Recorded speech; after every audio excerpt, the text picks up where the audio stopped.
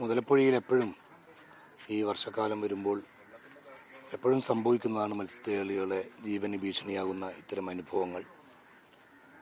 ഗവൺമെൻറ്റിനോട് പല ഘട്ടങ്ങളിൽ നമ്മൾ ഈ വിഷയം ഉന്നയിച്ചിട്ടുണ്ട്.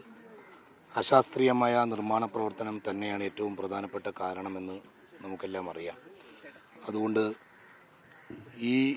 ഇങ്ങനെ നിരന്തരം മരണങ്ങൾ സംഭവിച്ചുകൊണ്ടിരിക്കുന്നു.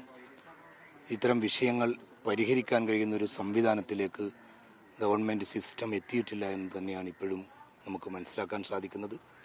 ഈ പ്രശ്നം ശാശ്വതമായ പരിഹാരമാണ് ഉണ്ടാകേണ്ടത്. ഇപ്പോൾ ഈ വീട് സന്ദർശിച്ചപ്പോൾ വളരെ ദുഃഖകരമായ അന്തരീക്ഷമാണ്. 2 കുഞ്ഞുമക്കളുടെ പിതാവായ മത്സ്യത്തൊഴിലാളിയാണ് കാണാതായിട്ട് 10 ദിവസത്തോളമായി. ഇപ്പോഴും പ്രത്യേകിച്ചൊന്നും ഒരു സൂചനയും ലഭ്യമായിട്ടില്ല.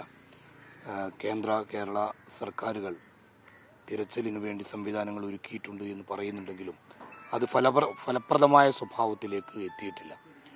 വലിയ സന്നാഹങ്ങളോടെ തിരച്ചിൽ നടത്തി എത്രയും വേഗം കണ്ടെത്താനുള്ള ശ്രമം നടത്തണമെന്നാണ് വെൽഫെയർ പാർട്ടിക്ക് ആവശ്യപ്പെടാനുള്ളത്. അതോടൊപ്പം തന്നെ ഈ പ്രശ്നത്തിന് ശാശ്വതമായൊരു പരിഹാരം വേണം. എന്താണ് അതിനുള്ള വഴി എന്നതിനെക്കുറിച്ച് കേന്ദ്ര സംസ്ഥാന ഗവൺമെൻറ്റുകൾ വളരെ ഗൗരവപ്പെട്ട ആലോചനകൾ നടത്തണം.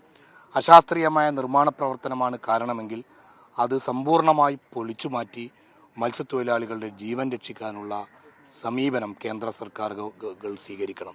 അതോടൊപ്പം തന്നെ ഇവിടെ ഈ കുടുംബങ്ങളുമായി സംസാരിച്ചപ്പോൾ ഇവിടെയുള്ള മത്സ്യത്തൊഴിലാളികൾ നമ്മളോട് ശ്രദ്ധയിൽപ്പെടുത്തിയ വളരെ പ്രധാനപ്പെട്ട ഒരു കാര്യം, പ്രത്യേകിച്ച് അവിടെ എന്തെങ്കിലും ലൈറ്റ് സംവിധാനങ്ങളോ സൗകര്യങ്ങളോ ഇല്ല. അവിടെ സുരക്ഷയ്ക്ക് വേണ്ടി നിശ്ചയിക്കപ്പെട്ട സ്റ്റാഫിന് ജാക്കറ്റ് പോലും ഇല്ല എന്നാണ് അവർ പറയുന്നത്. എന്ന് പറഞ്ഞാൽ എന്താണ് ഗവൺമെൻറ് മത്സ്യത്തൊഴിലാളികൾക്ക് വേണ്ടി ചെയ്യുന്നത്?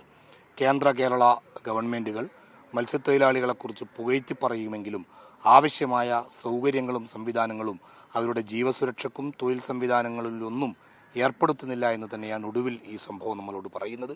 അതുകൊണ്ട് അശാസ്ത്രീയമായ ആ നിർമ്മാണം പൊളിച്ചു നീക്കിക്കൊണ്ട് തൊഴിൽ സുരക്ഷിതത്വത്തോടുകൂടെ ചെയ്യാൻ കഴിയുന്ന ഒരു സംവിധാനമൊരുക്കണം.